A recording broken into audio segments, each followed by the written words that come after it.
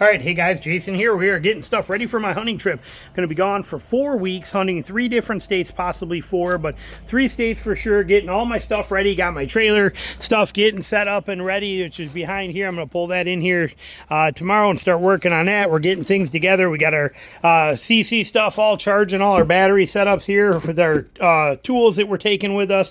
Power stations, battery charge. We got everything going here. Generators ready. We got things everywhere, but we're going to talk about tree stands. What tree stands I am taking. Also, I'll give you guys a quick tip here too. Since I'm going to be gone for a month, what I did here, make life easier. Notice this black bin sitting right here. It's just a piece of old concrete that we poured out, mortar from when I did my bathroom sitting on it. But under here, we have that deer head right there. See it?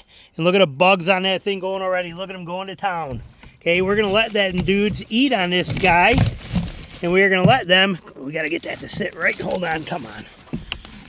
We're going to let them eat on this guy while I'm gone for a month. And that's just to keep critters from getting into it and chewing on it, like squirrels chewing on the bones and stuff.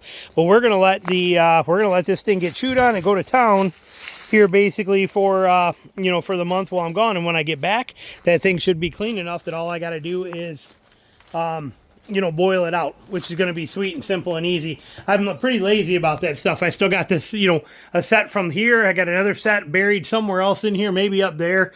But I mean, I'm just real lazy on it. And like I said, it's time I get on that. But we are going to talk about the stands that I'm taking on this trip. Also, for my sticks, okay, I make a point to do this. I just got done doing it.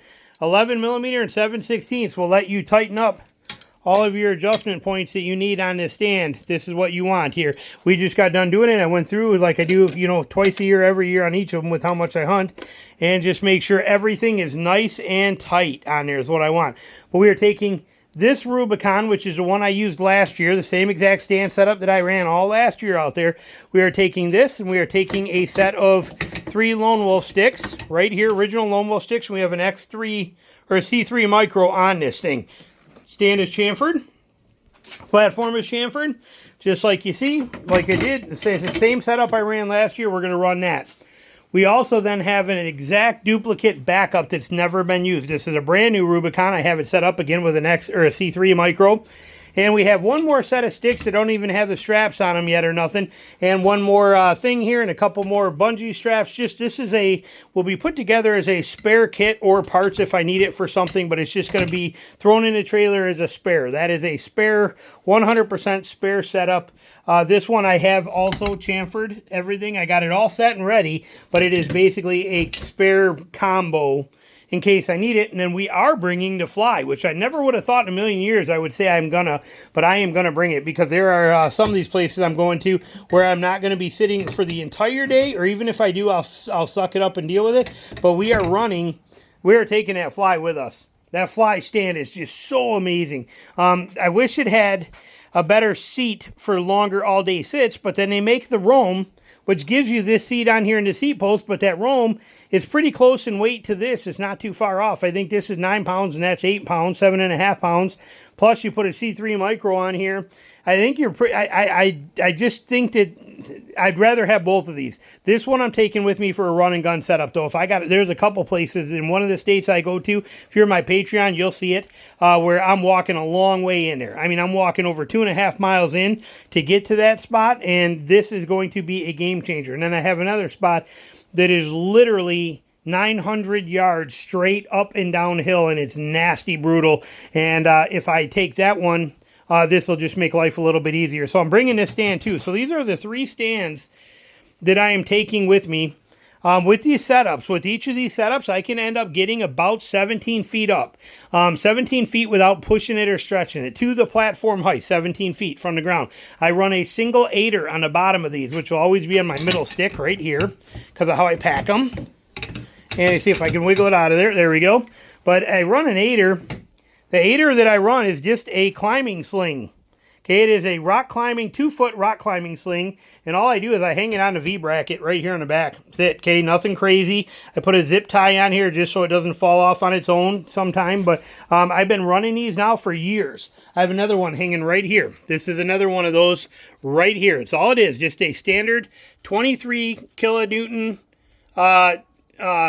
basic climbing aider slaying is what it is. And but that's what I run. I have one on this one. I only run an aider on my single, on the middle stick, or on the bottom stick only, I should say. And then I have another one, you see it right here, same exact thing, another aider right here. These things are tough as nails and they work perfect, and I don't need them when I climb down.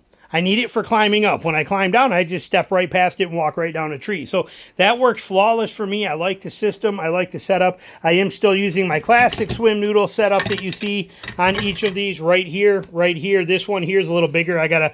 This one doesn't actually fit that well, but it'll work if I need it to.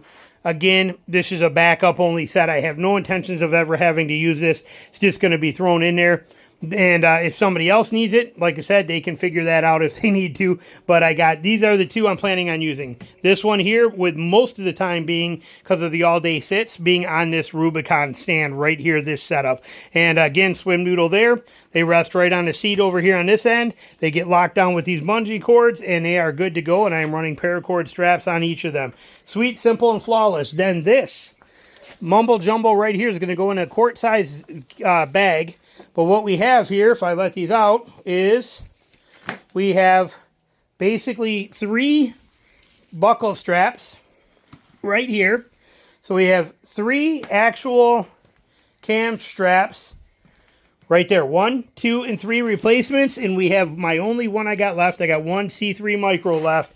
But these 4 straps will be put into in a Ziploc bag, and they will go in my kit as backups in case, well, again, I'm out there for a month. If one of these breaks, something happens, something goes wrong with one of these straps on the stand or the sticks, these are my replacements, and I'm not chasing stuff down.